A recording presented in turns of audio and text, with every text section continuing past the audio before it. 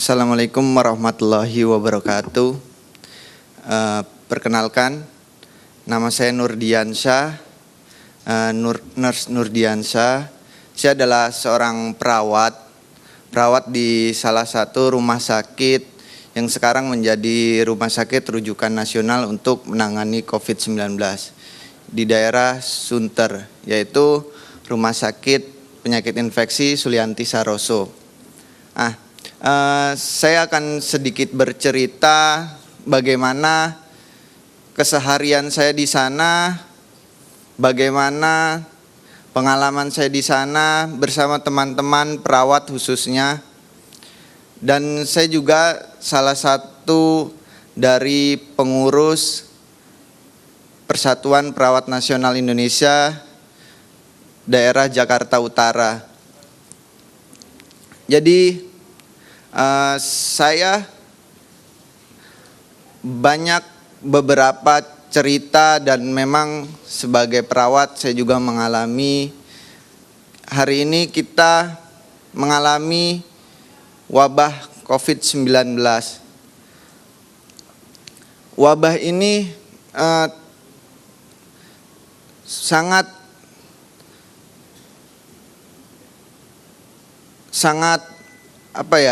sangat memberikan tekanan kepada semua lapisan masyarakat, baik itu masyarakat kelas menengah, bawah sampai kelas atas.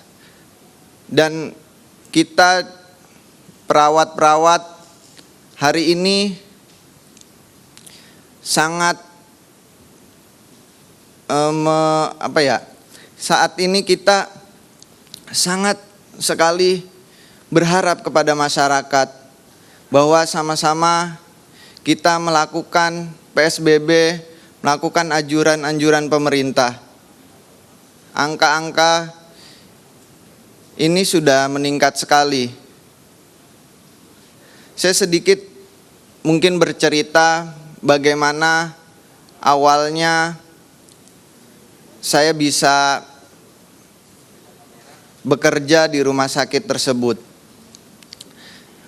Saya sudah 1,5 tahun berada di rumah sakit tersebut, di Rumah Sakit RSPI Sulianti Saroso. Dan rumah sakit ini memang didirikan khusus untuk penyakit infeksi. Tadinya saya bekerja di ruangan khusus pasien HIV/AIDS. Jadi memang sudah terbiasa dengan pasien-pasien dengan penyakit infeksi. Waktu awal sebelum kasus ini memang kita sudah menangani MERS-CoV, kemudian flu burung, kemudian kita sudah pernah menangani pasien-pasien difteri waktu wabah difteri, terus kemudian pernah merawat pasien-pasien dengan kasus-kasus infeksi lainnya. Nah, kemudian pada awal Maret, jadi awal Maret itu pasien mulai ada pasien masih suspek sebutnya, belum ada istilah PDP, belum ada istilah ODP. Jadi masih suspek COVID waktu itu. Nah, hari itu kita sebelum pelaksanaan ada pasien itu memang kita melakukan training. Nah, kita tidak tahu tuh untuk persiapan waktu itu, sebenarnya persiapan kalau ada wabah MERS-CoV itu kita belum tahu di awal-awal Desember itu COVID kan di awal-awal Desember. Nah, kita melakukan pelatihan atau recharge lagi untuk terkait dengan pengendalian dan pencegahan infeksi. Nah, ini kita pelatihan dan tiba-tiba di bulan Maret terus kemudian di Indonesia ada kasus COVID. Akhirnya semua ruangan sekarang di RSPI Sulianti Saroso kita menjadi ruangan COVID-19. Pasien-pasien yang non-COVID sekarang dialihkan ke rumah sakit lain. Di awal Maret itu kita dibagi beberapa ruangan. Akhirnya saya masuk ke menangani pasien COVID-19 itu. Karena memang sudah menjadi rumah sakit rujukan COVID-19. Kita ketika di ruangan itu melakukan perawatan ke pasien dengan menggunakan APD yang lengkap. APD yang lengkap ini dari atas sampai dengan bawah. Jadi betul-betul harus tertutup. Jadi kita memakai kita pakai sepatu boot, terus kemudian pakai baju coverall, terus kemudian kita pakai Google, kita pakai masker N95, terus kemudian kita pakai visor, terus kemudian kita memakai dalamannya itu memakai baju untuk scrub nurse. Jadi baju perawat yang memang khusus. Jadi kita datang dari rumah, saya datang dari rumah, terus kemudian ganti baju biasa ke baju scrub nurse itu. Terus kemudian kita pakai masker biasa ke ruangan nurse station untuk melakukan operan. Nah, di operan ini kita melakukan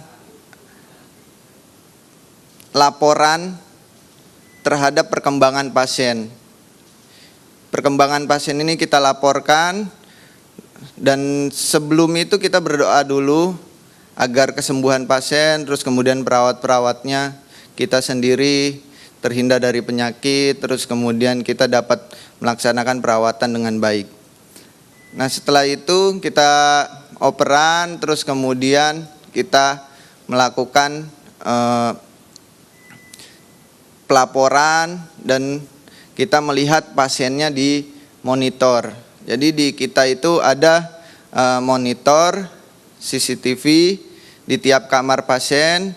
Nah, kamar pasien itu satu kamar. Nah, di sini kita bisa melihat kondisi pasien dari monitor. Kita bicara ke pasien lewat monitor. Ketika misalnya pasien ada butuh apa, nanti ketika kita masuk baru kita lakukan perawatan. Nah, setelah itu baru kita menyiapkan kebutuhan pasien. Apakah pasien mau ganti baju, kemudian apakah pasien jadwalnya ganti infus, pasien dapat obat, itu kita siapkan semuanya. Terus makanannya itu. Kebetulan saya di ruangan rawat inap. Jadi memang sudah terjadwal, jadwal dinasnya itu pagi, kemudian siang, kemudian malam. Jadi ada 3 shift. Nah, setelah kita menyiapkan ini, menyiapkan perlengkapan pasien, kebutuhan pasien, baru kemudian kita menyiapkan obatnya, terus kemudian baru kita ke pasien. Ini mungkin perlengkapan kita sebelum ke pasien. Jadi ini yang saya sebut baju scrub nurse atau baju OK. Jadi baju ini yang kita pakai di nurse station sebelum ke pasien. Seperti itu. Nah, baju inilah yang kita pakai. Jadi memang setelah kita ke pasien, kita ganti lagi, mandi, kemudian ganti baju ini. Oke, setelah tadi sudah menyiapkan obat, makanannya sudah, terus baru kita ke pasien. Tuh, dengan memakai baju tadi APD lengkap itu. Dari baju APD ini kita memakai bajunya di ruangan ganti, terus kemudian tadi persiapan pasien udah, terus kemudian baru kita masuk ke ruangan pasien. Nah, di ruangan pasien itu satu perawat ada yang 2 sampai 3, tergantung jumlah pasiennya. Tapi sekarang ini memang pasiennya full semua, kita megangnya 2 sampai 3 orang satu perawat. Itu. Nah, ketika sampai di pasien, kita memang tergantung jumlah obatnya, tergantung tindakannya gitu. Jadi satu pasien itu bisa 1 jam. Kalau misalnya pasiennya tindakannya banyak, misalnya dia ada pasang infus, terus kemudian dia ada pemeriksaan EKG atau pemeriksaan jantung, terus kemudian kita lakukan TTV. Nah, ini yang kita lakukan ke pasien. Itu 1 jam satu pasien. Paling cepat 30 menit. Artinya ketika kita pegang pasien, bisa jadi kita di dalam itu 3 jam lebih. Dan saya pernah bisa sampai, teman saya ada yang sampai 4 jam. Karena memang ada pasiennya yang dia masih tidak berani gitu untuk kita keluar. Jadi kita betul-betul memotivasi pasien, mentalitas pasien kita kuatkan agar imunitasnya kuat. Sampai pasien itu pegang tangan kita, ketika sesak dia kan kita berikan penguatan, kita ajarkan teknik napas dalam, itu agar dia rileks.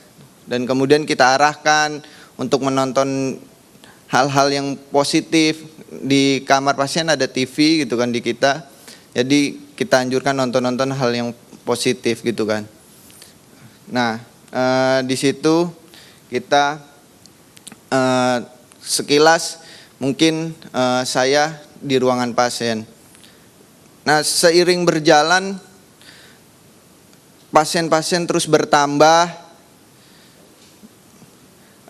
Terus kemudian pasien-pasien terus bertambah.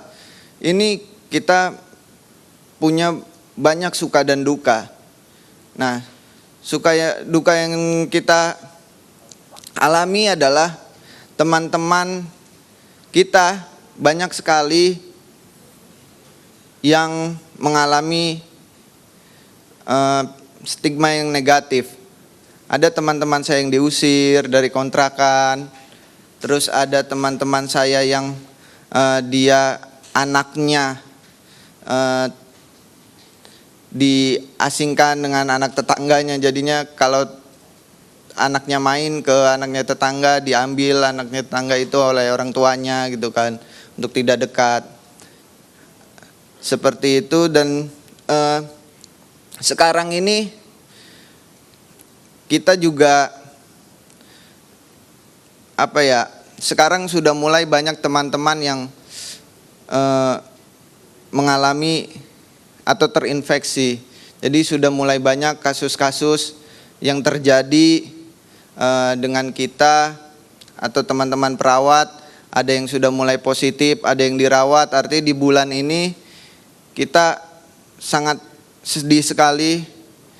Beberapa teman ada yang dirawat, bahkan berita-berita yang pasien-pasien atau teman-teman yang tertular dari pasien itu ada yang meninggal, ada yang teman-teman merawat pasien COVID itu meninggal, itu ada yang tertular karena mungkin ketidakjujuran, terus kemudian ada yang mungkin tertular di luar.